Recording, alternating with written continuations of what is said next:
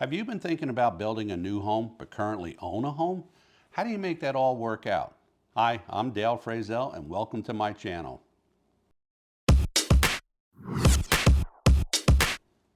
This is a process that I have used for my clients in many transactions and it has worked out extremely well. So here are my 5 easy steps to build a new home and sell your existing. Number 1, talk to your lender. Now you're going to be discussing basically your income, your debt, whatever it's going to be, because basically what you're doing is you're reapplying for a mortgage. And why do I say that? Because things have changed from the first time you bought the house that you're in now. So you have to be current. So it's very important to speak to that lender to know your financial strength, or it could be your weaknesses. You're also going to be discussing the equity.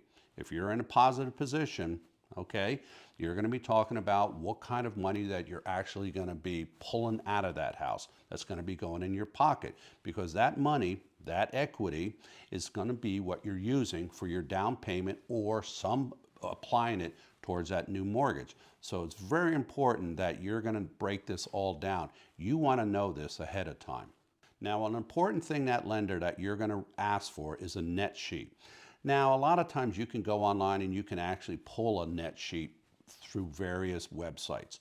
You want to know, after everything has been paid off, if you're carrying any debt or what have you, what you're going to be left with, what you have to work with. Very important, a net sheet will break down everything. So at the end, when you do sell that house, you know exactly what's going in your pocket. The reason that you're going through this mortgage process again is most likely your financial situation has changed, and hopefully for the better.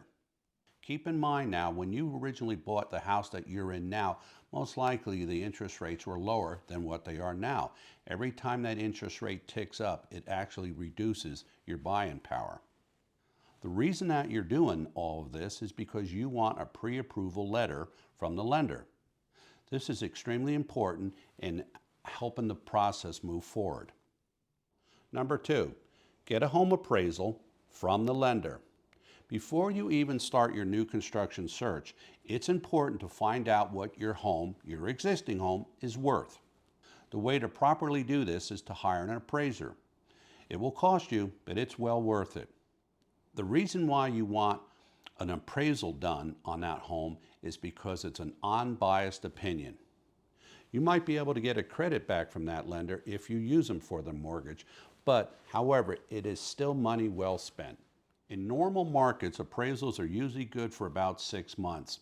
There for a while, they were only good for 3 months. So that's why it's important to know your area, but let's just use, for argument's sake, 6 months that appraisal will be good for.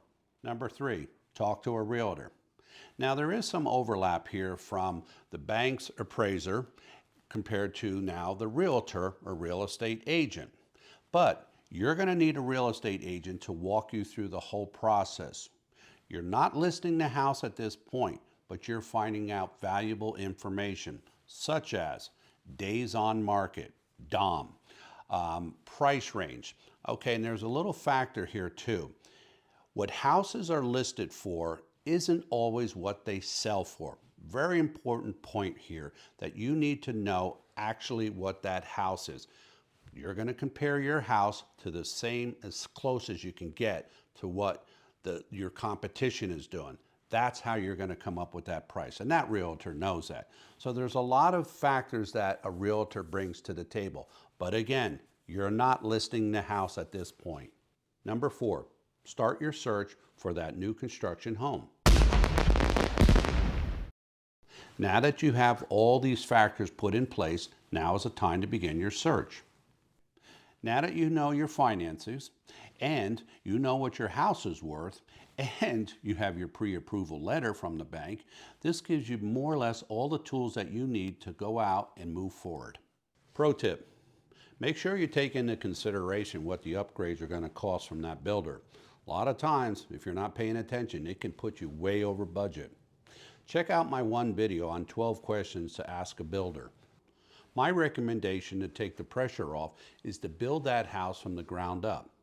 It'll give you more time to work on your existing home, whether on repairs or even staging or whatever it might be. It just makes it a little bit easier overall. Number 5, put your house on the market.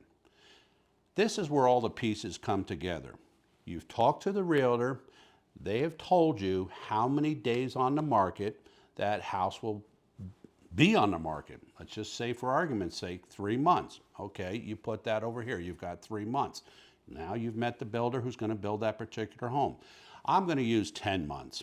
Okay, so the way I've done this in the past, I'm not going to wait till the last 3 months to put that existing home on the market. Just not going to do that to my clients. I might put it 4 months before the close of your new home. Just going to have a little bit of breathing room right there. I don't want to be stressing anyone. So if you did put it, say, 4 months on the market and nothing's happening, you can always adjust the price because you're monitoring everything that's going on. What I'm trying to do is get to close. It's called a simultaneous close. You close on your existing home, and then you turn around and you close on your new home. So what I'm doing here, trying to eliminate a lot of stress, additional moving, storage, or what have you. So I'm trying to make everything come together. So I'm paying attention what the builder's doing, and I'm also watching the market, because markets do change. And it also has to do with the time of the year. So there's a lot of factors, but you really have to be paying attention to both sides to get to that finish line together. I like to pause a moment here to let you know I don't work for any builders. I sell their homes. I work for buyers through the entire construction process from start to finish. Let's continue. When you get an offer on your home, that existing home, you can more or less dictate the closing date. The reason I say that is because you already know what the closing date is on your new build, so you want to make those coincide. So if need be, you can possibly extend that closing date to meet the new build. Just to wrap it up, so a couple points here I'm going to make. First one being, it's very important to get a knowledgeable real estate agent who basically does specialize in new construction, because not only are they going to know new construction, but they're also going to know what's going on behind it. Let's just call that the existing market. So you want to be in touch of what's going on, not only with the new construction, but also what's happening with the existing market or resale. Just depends on what region of the country you're in, but you want to have a realtor who's basically abreast of everything that's going on. And the second thing is to pay close attention to the progress of your new home. That's why it's extremely important to get a good builder. You want to make sure they're hitting their marks and staying on schedule. These 5 steps have worked for me for many a transaction. Now, each transaction has its own variables. You'll have to adapt. But if you use this plan, the 5 steps that I have mentioned, you can make it work. I post weekly videos, but if you don't want to wait till the next one, check out this video. Also, if you have any questions, I'm easy to get a hold of. And another great source of information is my website, dale.frazell.com. A lot of good information on that, and even about new construction. Thanks for watching this video. I hope you found it helpful, and if you did, hit that subscribe button. I appreciate you watching, and I will see you in the next one.